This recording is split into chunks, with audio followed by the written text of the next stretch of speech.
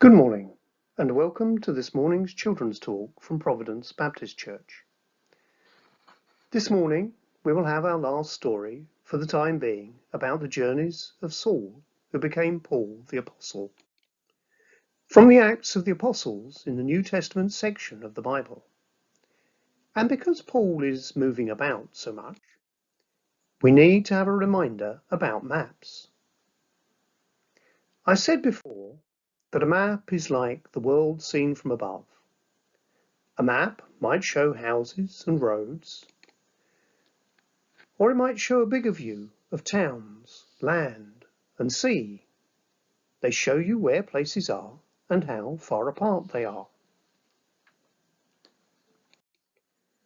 Last time, Paul and Barnabas had been visiting Lystra, where the crowd turned on him and tried to kill him. But he survived, and they went on to the next town, Derbe, where they preached, and many more people became followers of Jesus.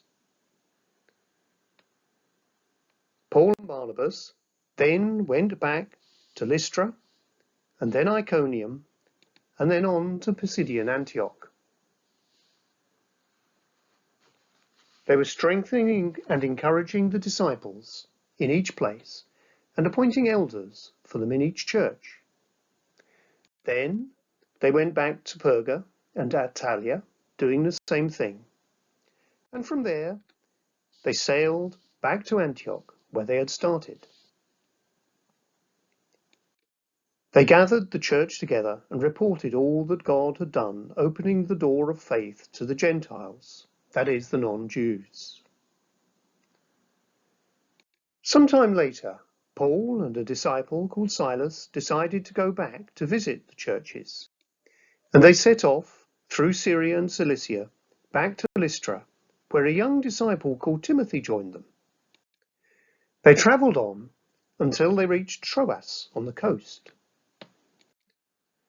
During the night, Paul had a vision of a man from Macedonia, begging him to come to Macedonia to help them. So the next day, they got ready and sailed to Samothrace, and then on to Neapolis, and from there they went to Philippi. On the Sabbath, they went outside the city to the river, looking for a place where people prayed. They found a group of women gathered and spoke to them about Jesus. One of these women, named Lydia, a local businesswoman, put her faith in Jesus, as did members of her household, and they were baptized. And then Lydia invited them to stay at her house. Next week, we switch back to the Old Testament to continue the story of Samuel. Thank you for listening.